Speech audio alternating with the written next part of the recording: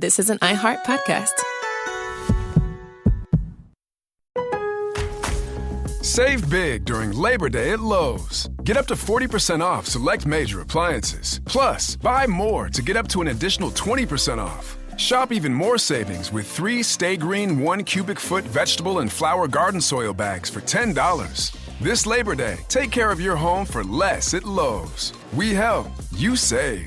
Valid through 9/3. Soil offer excludes Alaska and Hawaii. Selection varies by location. Select locations only. While supplies last. See Lowe's.com for more details.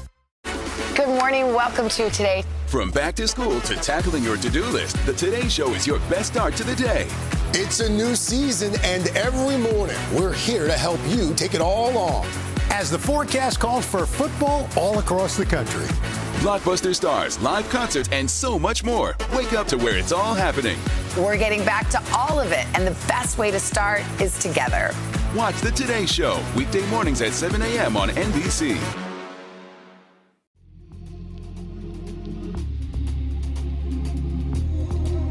Hello. From Wonder Media Network, I'm Jenny Kaplan, and this is Womanica. This month, we're talking about women of the wheel, icons who turned motion into momentum and spun their legacies on spokes, skates, and potter's wheels. These women harnessed the power of the axle, pushing their crafts and professions forward through their works and lives. It's early morning on May 10th, 1924, in Milan, Italy. 90 eager cyclists gather at the starting line of the Giro D'Italia, one of the most important races in the sport.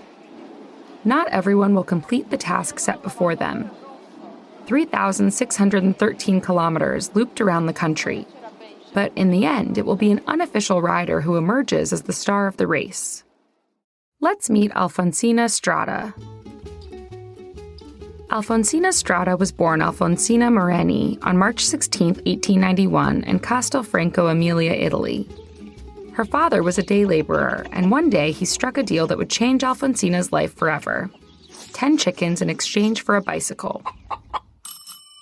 The bike may have been old, but with it, Alfonsina gained newfound freedom. At the age of 10, she taught herself how to ride it. And once she started, she couldn't stop. Word spread throughout town about the so-called devil in a dress who tore through the streets on her bicycle. Alfonsina won her first race when she was 13 years old. She brought home a live pig as her prize. But bike riding was considered unbecoming and obscene for a young woman, so Alfonsina told her mother she was attending church mass when she was at races. Her talent took her to the Grand Prix of St. Petersburg and the Tour of Lombardy. She even set a speed record, 37 kilometers per hour, on a 44-pound single-geared bike. The record stood for 26 years. Eventually, Alfonsina found someone who not only shared her passion for cycling, but also loved her for it. She married Luigi Strada and received a brand new racing bike from him as a wedding gift. In Luigi, Alfonsina found a partner and a coach. The couple moved to Milan, where Alfonsina would train ahead of her career-high competition. It's unknown exactly how Alfonsina came to be registered in the 1924 Giro D'Italia as Alfonsin. Whether this was a printing error or a deliberate ruse to appear on paper as a man, Alfonsina heard the call for 90 participants and answered. That year, the race was missing some of the sport's biggest names due to pay disputes. As organizers scrambled to drum up interest for the event, they thought Alfonsina might at least make for an interesting story.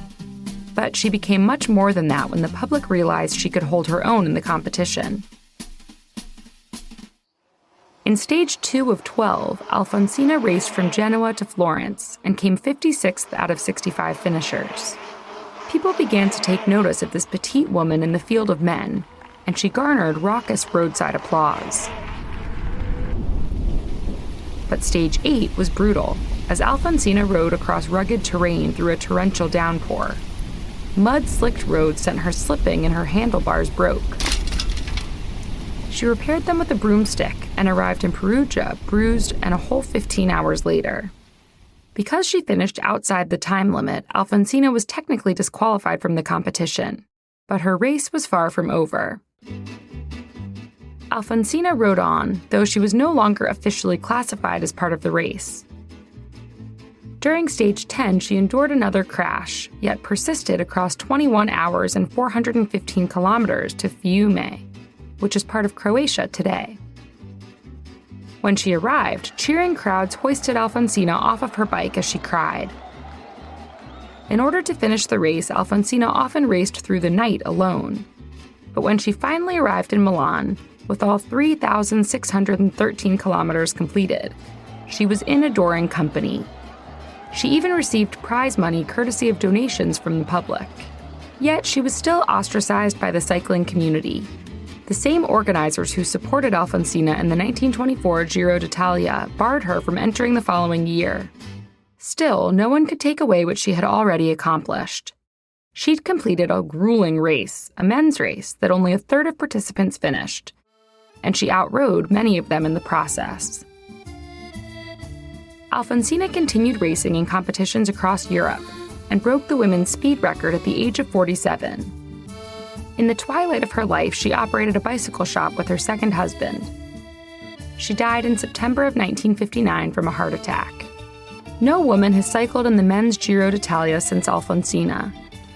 Today, cyclists in the Giro D'Italia women must traverse Cima Alfonsina Strada, the highest point of the race.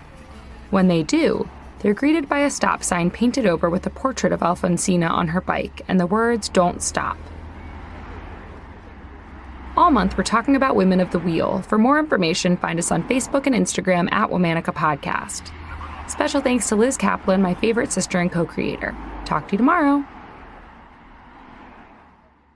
The day begins at the Chase Sapphire Lounge by the club at Boston Logan Airport. You get the clam chowder.